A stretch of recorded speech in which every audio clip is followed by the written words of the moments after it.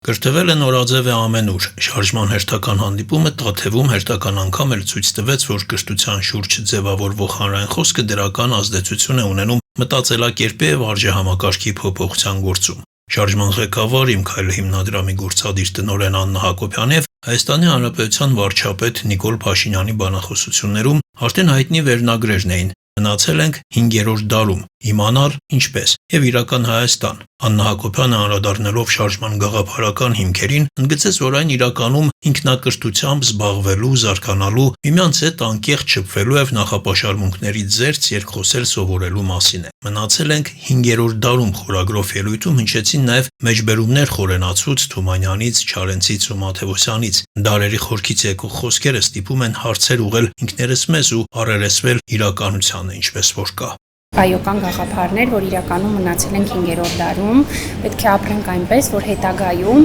արդեն մեզ հիշելիս, չգիտեմ նշելիս, ասեն, որ այո, իրենք ապրել են 21-րդ դարում։ Նորաձևությունը մեզ այն յուրաքանչյուր ընկալում է իր պատկերացումներին համապատասխան։ Մեկի համար նորաձևությունը իրականում գիտելիքն է, մյուսի համար հագուստը։ Իրականում կրթվելը այո, նորաձև է բոլոր առումներով։ Ես ինքս ինձ համարում եմ կրթության մի մասնիկ եւ ուզում եմ նշել, որ կրթվելը դա այսօր պատասխանատվություն չի, այլ համարվում է սերունդներին վերև տանող ուղին եւ այս սկսվում է հենց դասարաններից։ Մի քանի օր առաջ, քանի որ անգլերենի մասնագետներում հենց աշակերտներից մեկը ասում է, որ եթե դու գիտես անգլերեն, գործ ունես 7 միլիարդ մարդու հետ, իսկ եթե չգիտես, ընդամենը 3 միլիոն մարդու հետ։ Ուզում եմ կապել այս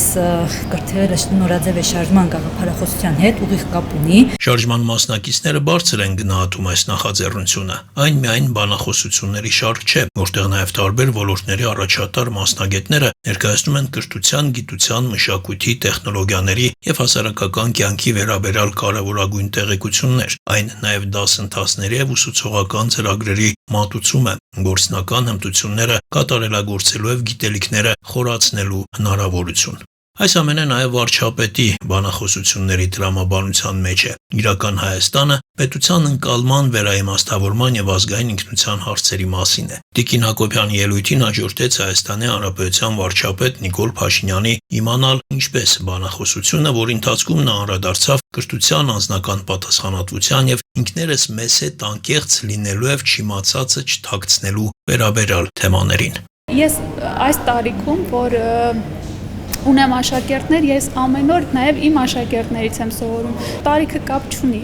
պետք է միշտ կրթվենք եւ առաջ գնանք։ Ցանկացած տարիքում ցանկացած մասնագետ պետք է փորձի իր գիտելիքները ավելի զարգացնել, ավելի ընդլայնել, որպեսզի աշխատաշուկայում լավ պահանջարկ ունենալ, այն որ